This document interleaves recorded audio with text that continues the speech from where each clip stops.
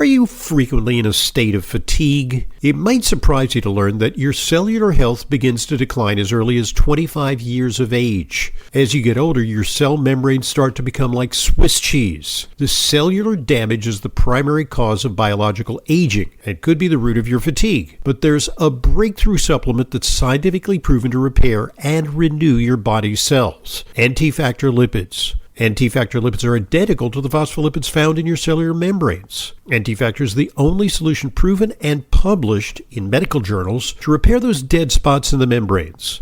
I've been using NT-factor for years. I don't go a day without it. NT-factor lipids comes in an easy-to-use powder in 2 convenient sizes. For more information and to order, just call 800-982-9158, 800-982-9158, or go to ntfactor.com. That's ntfactor.com for NT-factor lipids powder.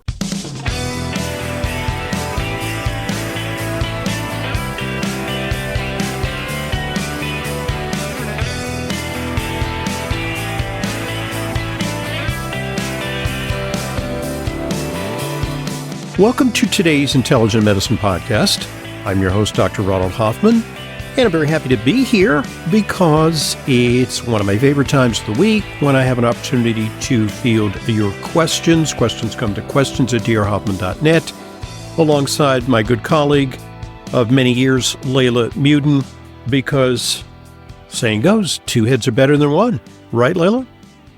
We certainly try, Dr. Hoffman. And, if it's a tough question, I need a lifeline. I've got one built in, so it makes it more fun. All right. So questions@drhoffman.net. Remember, it can be questions, comments, experiences in the realm of medicine and health, things that you want to run by us, or perhaps you heard something on this podcast, or maybe you've read one of our newsletter articles and you have a question or a reaction. Questions@drhoffman.net is the way to get through to us. So, Leyla, I was away last week in Phoenix, Arizona, at actually in Scottsdale, which is a beautiful suburb of Phoenix, very upscale and fancy.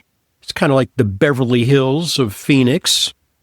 And I attended a conference of the Alliance for Natural Health, which is an organization that I belong to for, it must be 20 years now. And I'm currently president and medical director of the Alliance for Natural Health, anh-usa.org.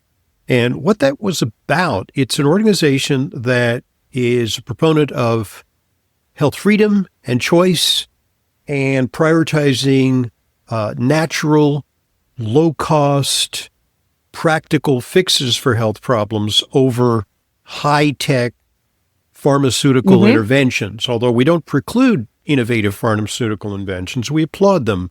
But, as Maha emphasizes, it turns out that about virtually 90% of our healthcare expenditures are for chronic diseases.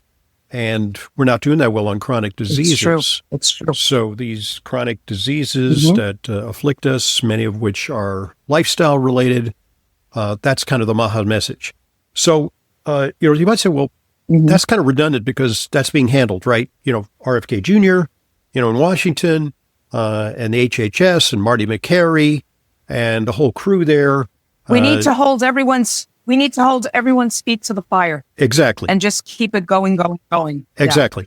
And it also, the question is, this may be just an aberration because you know how it is in Washington, administrations change and we lose momentum.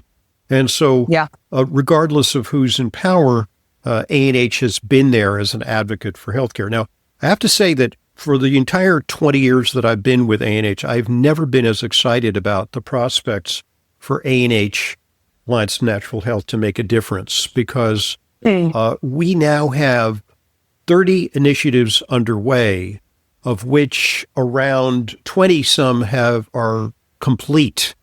And they include, challenges to the FDA and challenges to the FTC. And we gathered together with some of the innovative manufacturers of supplements and medicinal foods. And they were very, very excited about the prospects for A&H to change the landscape, because what we really want is kind of an even playing field for natural products in the healthcare marketplace, because right now we're sort of relegated to an inferior status. We can't make medical claims. Medical claims are reserved for pharmaceutical products that are approved by the FDA, and we are relegated to sometimes using weasel words. So something that we know might be very efficacious for heart disease, we have to say supports heart health. And something that might lower blood pressure, we have to use a circuitous phrase like helps to maintain healthy blood pressures within normal range. In other words, well, why would you want to take something if you already have a blood pressure within normal range? You want to take something, if you have high blood pressure, you want to take something lower blood pressure. So we know that many natural products have scientific backing, robust research that supports their use and application in healthcare. And so that's what we're all about. And it was just a fantastic meeting. I think we have a lot of momentum. I just want to get the word out to our listeners that, if you really want to support this movement, support A&H. Go to anh-usa.org and subscribe to the newsletter. Give what you feel is appropriate. Give $25, $50, or $100. If you want to, bequeath your entire estate to anh-usa.org, we'll be happy to hear from you.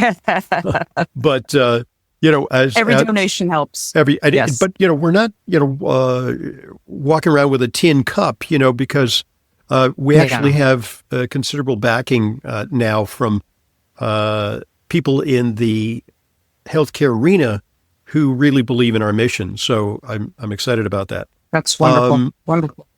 So I might also mention that I got through questions@drhoffman.net. I got a message from one of our avid listeners, who is Arthur S. Who is in Scottsdale, and he heard, because we were talking about, a few weeks ago, I said, I'm going to Scottsdale. He said, wow, great. Dr. Hoffman, do you want to, come visit and we can go mountain biking? And thanks to Arthur for hosting me out there. I actually, spent some time with Arthur, and Arthur is an avid fan of not just my podcast, but also your podcast. And he's very familiar with your work. So congratulations, Leyla. You have a fan in Scottsdale. And hi, Arthur. Yes. So Arthur is a big fan. So I wanted to thank Arthur for his hospitality. I also I know that you're not a big TV watcher, especially the mainstream media. You're not a big fan of mainstream, but I was watching. It's been years. I was watching 60 Minutes the other night, and they had a big. Goodness. Yeah. Okay. I know. You're sending me your condolences, but there was a big feature on ultra-processed foods, and so the main thrust of that feature is that they had who's the Omnivore's Dilemma guy, Michael Pollan. He was on that. Michael Pollan. And a former FDA commissioner, Scott Kessler, was on there. And they were both, and by the way, I think both of them are liberals or Democrats, my impression was. And but they both really support the MAHA agenda to get rid of ultra-processed foods. Ultra-processed foods, they feel, are the bane of our, society. And they also invade against what are called the GRAS self-affirmations, generally recognized as safe. So what ends up happening is companies, they do the research, they introduce a new substance, sodium metabisulfite or something with a weird name, and they say that they've tested it and it's safe. So it's a self-affirmation. And Marty McCary, who's head of the FDA, has said that he wants to shut that loophole. He was interviewed on 60 Minutes. The problem with that is that there are thousands of grass substances, some of which are helpful nutrients. And so we don't want to throw out the baby with the bathwater. We want to selectively get rid of some of the grass affirmations for sketchy ingredients, food colorings and food additives and emulsifiers and preservatives. Right. But we don't want to get, for example, curcumin is a grass item. Okay. Generally recognized as safe. So if we throw out all the grass, so actually my organization, the Alliance for Natural Health, were very instrumental in helping to provide a pathway for MAHA to do the right thing about grass without damaging or restricting our access to natural products that are beneficial. Okay. Because otherwise, if they were saying, let's get rid of grass. No, let's not. Not so fast. That, we need, so we kind of situated ourselves as kind of the think tank for MAHA. Like MAHA, terrific. Needs some, I think, some guidance in terms of how they implement some of the things, because they can say, wave their arms, say, no more ultra processed foods, no more grass. But we need a roadmap on how to get there. And that's what we're doing at ANH, is to provide them, with The good thing about the MAHA lineup is they're open-minded and willing to listen. Yes. They're not just going to close the door on anything. So they are bigger than that. Yeah. Let me just say. And we have contacts with the people in the administration, and, we'll get the information to the right people and hopefully guide and shape their policy decisions. Great. Looking forward to so much more that's going to unfold with this administration and the whole MAHA movement. So I'm very, very encouraged by that. Yeah. So that's great. Anyway. How was the weather in Arizona, by the way, while you were there? I got to say that it was really beautiful until the day that we wanted to go mountain biking. And so Arthur, came to pick me up, and I said, I had my mountain biking togs on. I was all ready to go. And he said, unfortunately, it's a scrub today because it was raining.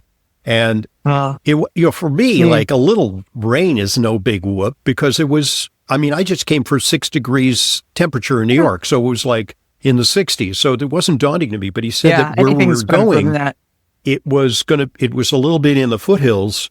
There was going to be more rain, but also the trails were going to be slippery. And he said, it's going to be too dangerous. So, I just putted around on his mountain bike around Scottsdale, on the surface streets, and then, used the wonderful facilities in his apartment complex. They had a beautiful, pool and exercise room.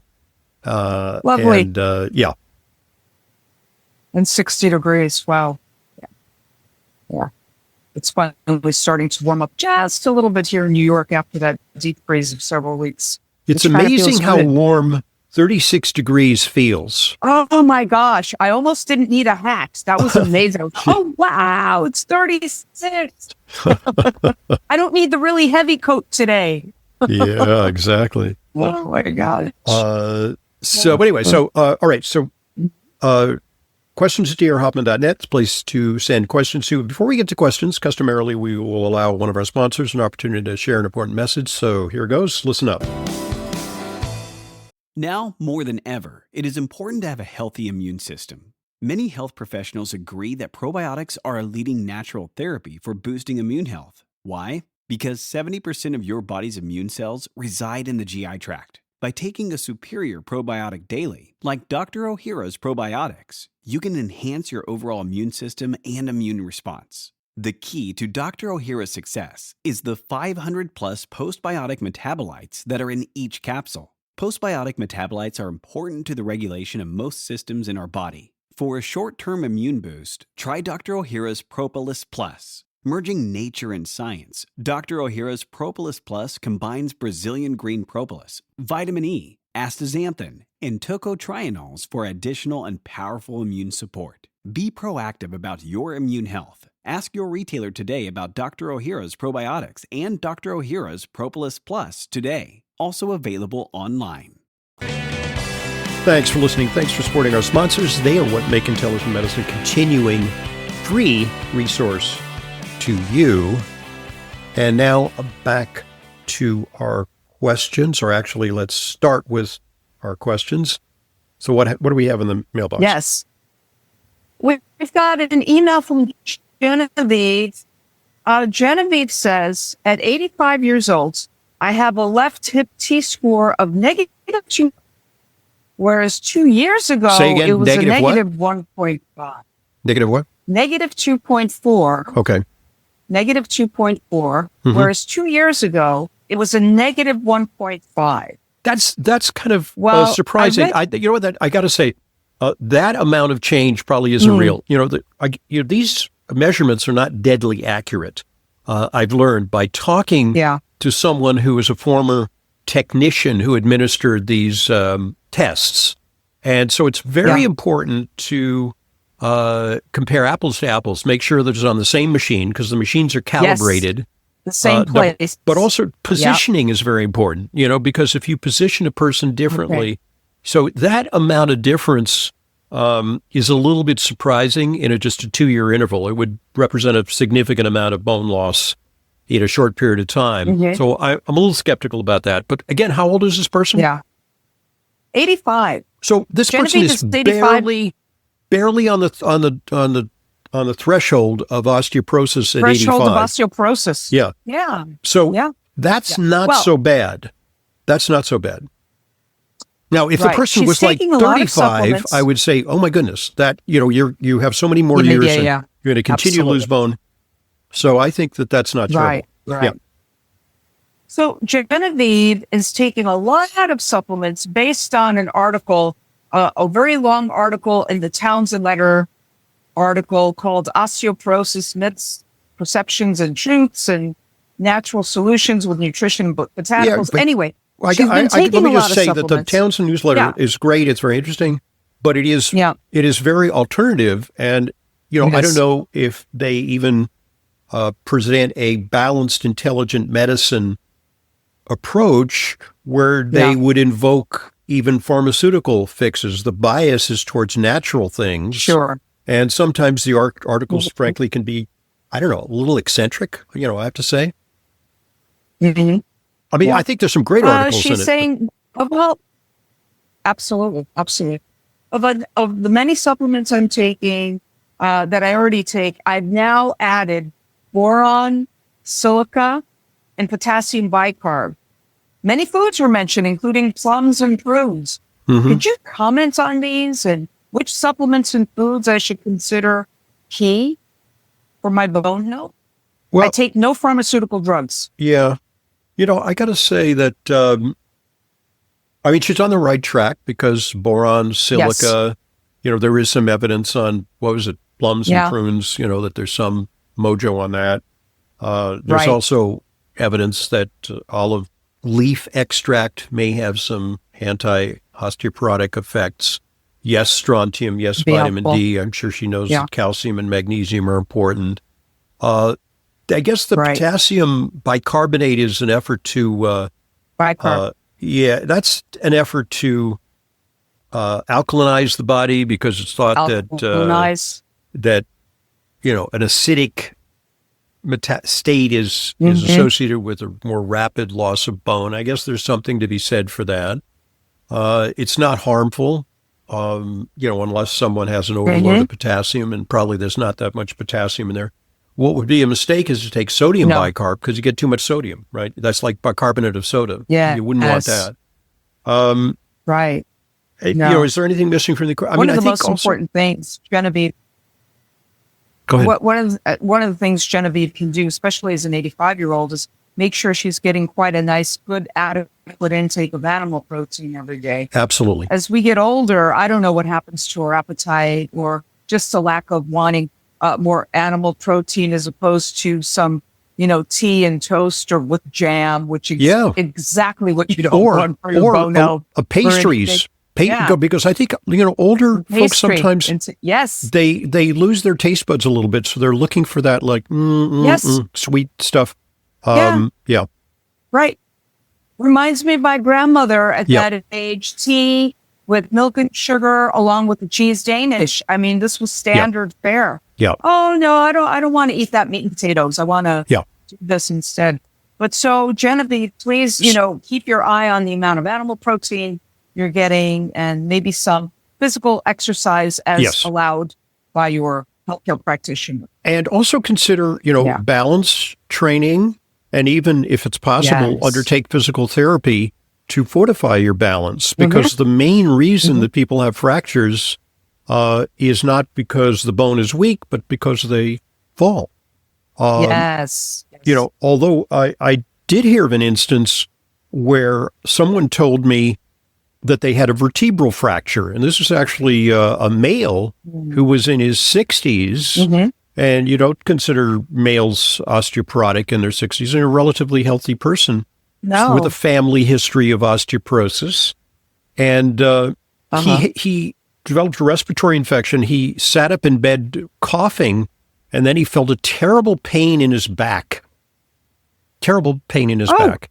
And, so he went to get it checked out. He had a vertebral fracture from a cough. And it turned out when they did an evaluation, he actually had pretty pronounced osteoporosis. So sometimes a cough or a sneeze can cause a vertebral fracture if you're very osteoporotic. Yeah. Wow. So it's good that Genevieve is getting evaluated. Continue taking your supplements. These look to be okay. You want to make sure that you're eating a proper diet, Genevieve, for your bone health. Get your vitamin D tested. Exactly. Get vitamin D tested. Along with the balance exercises, certainly you want strength training exercises. The benefits are far greater for strength training than any cardio or anything like that. Loading. In other words, loading the lower extremities will actually encourage osteoblast activity. That's the buildup, the cells that build up bone. They respond to loading. They actually do. Yeah. So these particular things would be helpful, Genevieve. Okay. So people don't realize that when they get a bone mineral density done, to have a real comparison, like you said, Dr. Hoffman, apples to apples, right? You got to make sure you're going to the same place. It's the same machine, even the same interpreter or something that they're doing it all correctly. So, a lot can, Thank you, Genevieve, for your email.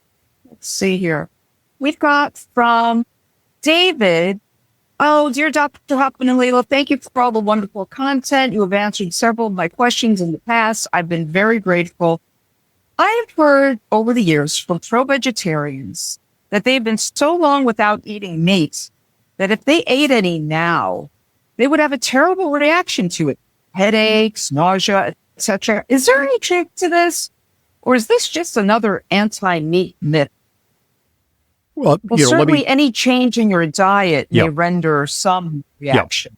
So let me share a personal anecdote, is that, and I've shared this anecdote before, is that I was on a vegan diet, or like a macrobiotic diet with no animal protein for many years. And this was about 30 years ago.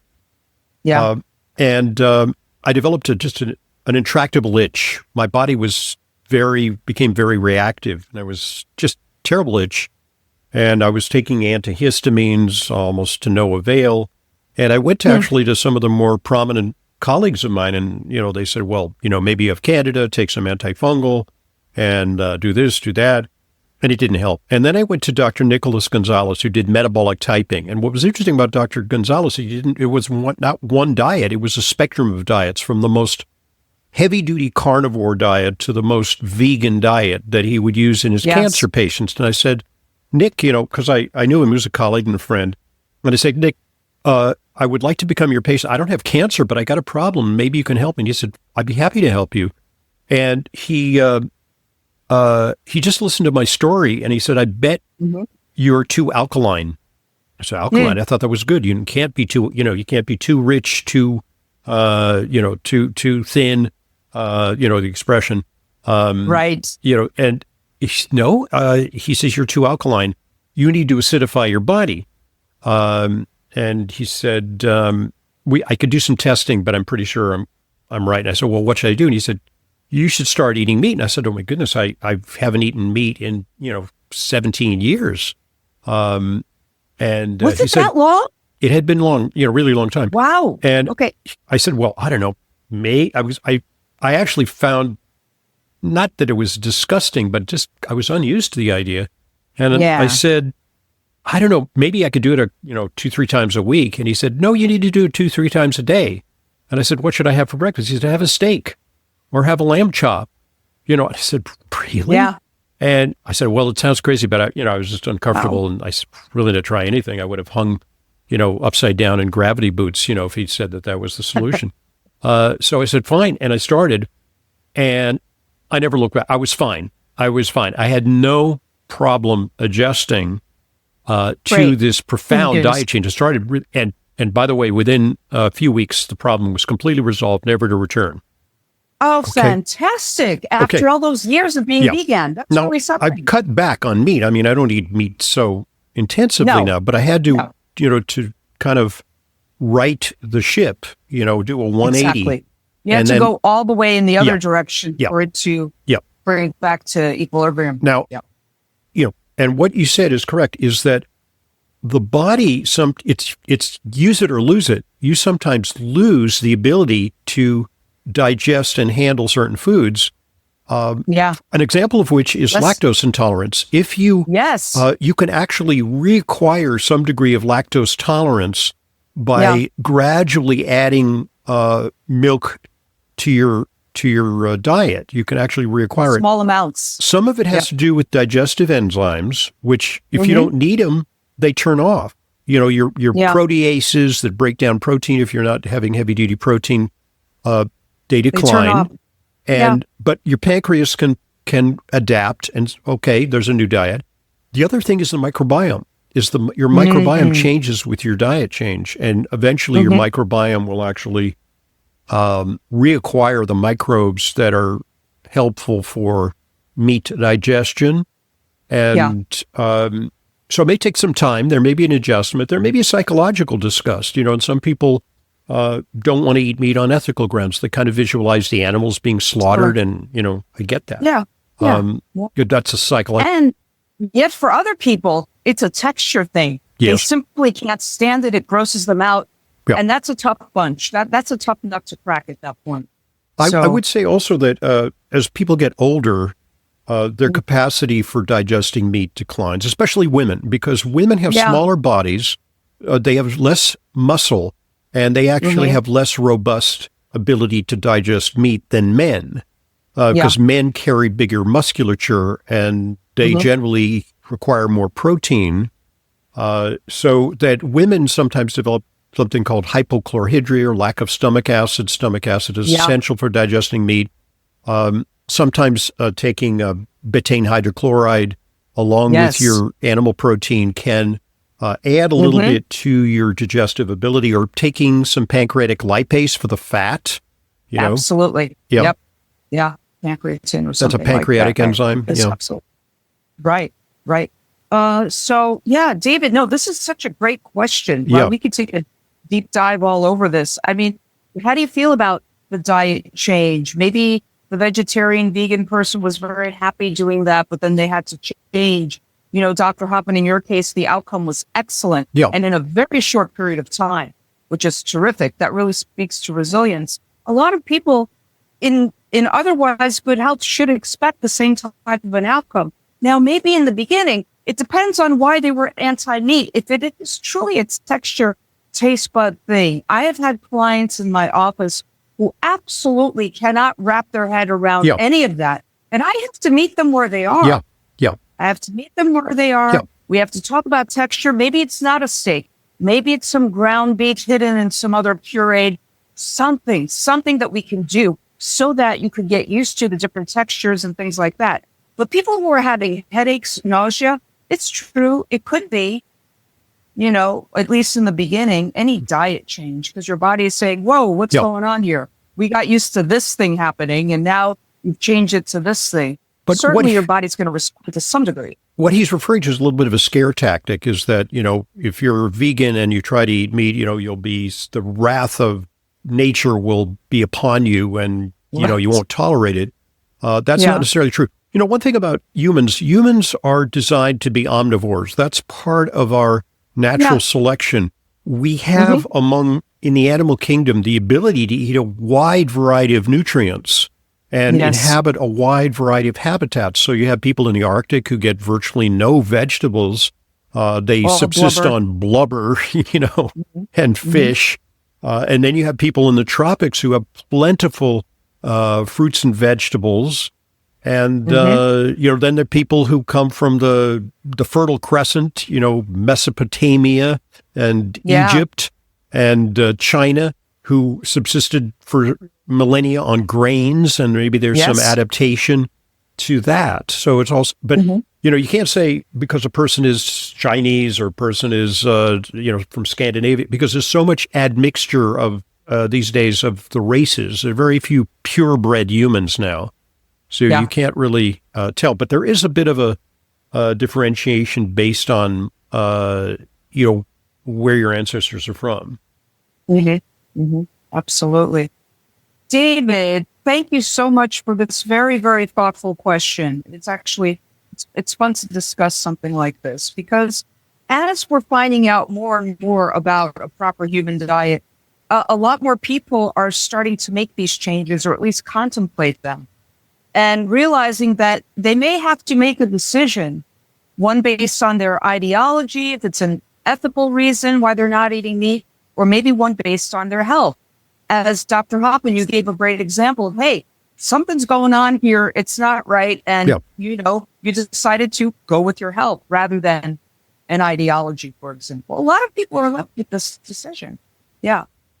Dr. D'Adamo, for example, he wrote a book called Eat Right for Your Diet Type. I don't agree with that book. I don't think it's gospel. But, I don't either. He made the point that type O's generally are a little bit more successful on paleo type diets without, a lot of grains and without a lot of dairy. But, and more of a meat-based diet. Right. And that is actually, since in the United States, I think about 60% of people are type O's. What blood type are you, by the way? I'm AB positive. Oh my goodness, that's a weird blood type. It really is. And just to go back to Dr. D'Adamo's work. That's the Jesus blood type. Apparently. Yeah, that's what they say. So here's some holy, I'm sorry. No, so AB positive, myself as well as my sister. And I want to, based on his book, if I ate for my blood type, I'd be overweight and diabetic. Oh, I see. Okay. I just couldn't eat that way. I see. I couldn't eat that way. Yeah. Okay. Not without consequence. That's why largely a lot of that has been debunked, because it was done in vitro, not in vivo. And, with the whole evolution of the blood types is fascinating. The book is very well written that way. But I remember being in grad school and having a discussion, and it was debunked. Yeah, he's a brilliant guy. But I think that in real life, it's a little more complicated than that. It is more complicated, isn't it? Oh my gosh. So, and we're finding out more and more every day, because in this field of nutrition, we always, at the end of the day, have more questions than we do answers. Indeed. As it should be. It keeps it all very interesting. And speaking of questions and answers, we need to go to part 2. Our listeners know we divide our podcast into 2 parts. So what's coming up in our next part 2? Dr. Hoffman, I take famotidine 2 to 3 times a day to keep me away from Nexium most of the time. What are your thoughts on that? Okay. When we return, we'll address that question. I'm Dr. Ronald Hoffman, today with Leyla Mutin, because it's our weekly Q&A with Leyla. Questions, come to questions@drhoffman.net. And we'll be right back with part 2. Stay tuned.